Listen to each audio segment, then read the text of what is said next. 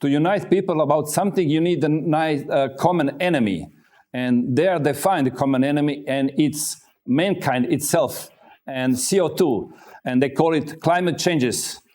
Can we roll next clip?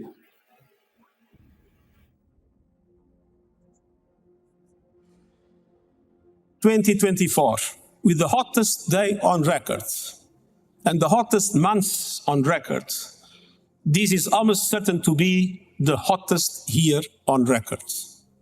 And the masterclass in climate destruction." Statements such as that are amplified by emotional footage from all over the world. But is any of it true? I do not think there's a climate crisis, and I base that on all the evidence and the climate data sets that we build to answer questions just like that.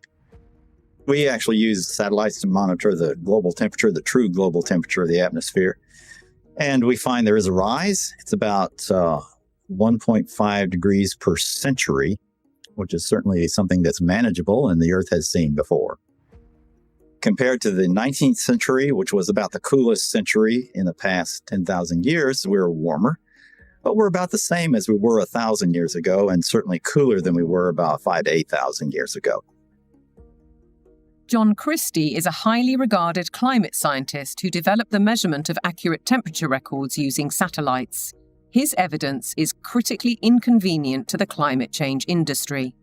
I'm not popular in most of the climate community, that's for sure, because much of the climate community depends on climate model results. Tens and hundreds of millions of dollars have gone into that industry of climate modeling, and I show, well, you folks have failed. But yet they prop up the entire political world that tends to support this.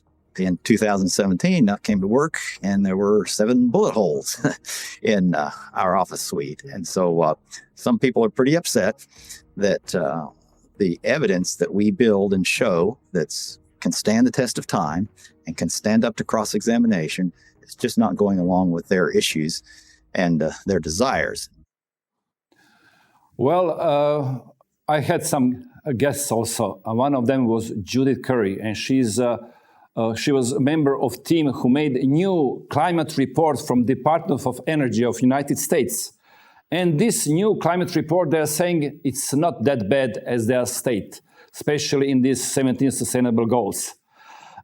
Is this kind of, I don't know, because at the same time, United States decided to leave Paris Agreement.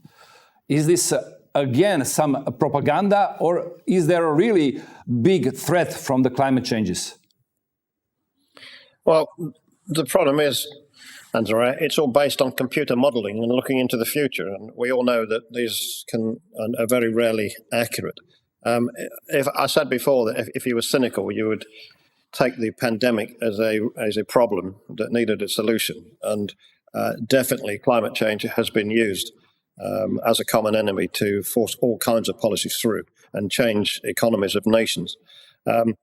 Look, there is no doubt that climate is warming up slightly, but our expert in the film, Professor Christie, who is a very clever man who does satellite monitoring of temperature.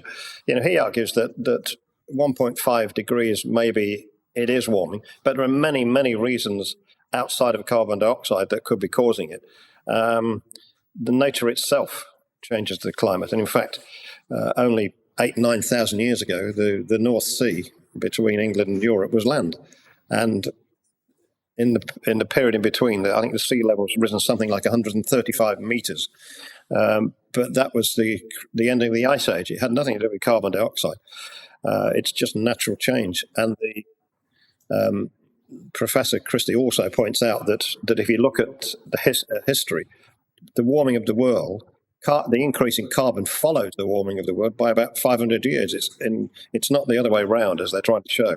Plus, of course, carbon dioxide keeps everything alive. Got market gardeners in the UK, they pump carbon dioxide into their greenhouses to make things grow. And we are seeing at the moment a real increase in greening in the world, even according to NASA figures. So it's a very complex argument.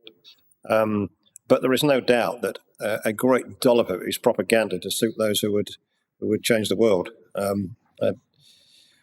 There is a big difference too between caring for the environment and keeping the seas clean and generally looking after the world. But that's not really what this is about. This is about man-made climate change blamed on greenhouse gases. And on the back of it, there is a massive economic shift, which is working its way down to the public in the UK. I mean, our energy prices at the moment, because we're so gung-ho on wind turbines and solar panels, our energy prices are the highest in the world, I think. It's making it very hard for people to heat their homes and heat water and even cook. I mean, it's a very false policy, but it's, again, if you're cynical, you look at it all and say, right, it all points back to a change in control. And as Phil will tell you, it goes back decades.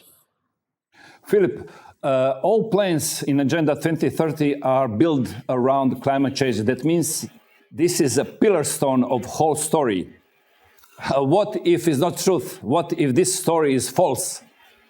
Well, even that in itself, I think a lot of people's perception, if you were to ask the man on the street, what is Agenda 2030? If people know at all, they'll say, isn't it something to do with combating climate change? And the truth is, one of the Sustainable Development Goals out of 17 expressly mentions climate change. I think there's Goal 13, which is climate action.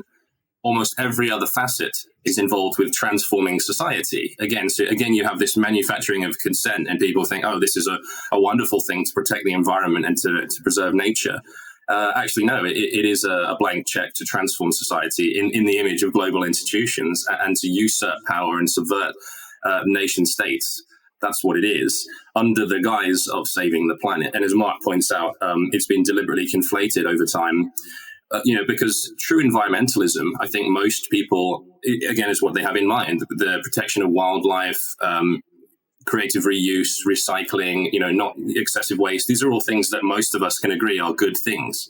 But what this is actually doing, and has been systematically doing for more than 50 years, is deindustrializing, particularly Western countries. This concept of degrowth, which was introduced by the Club of Rome, right, with overtly stating that they recognized that the middle classes were a problem.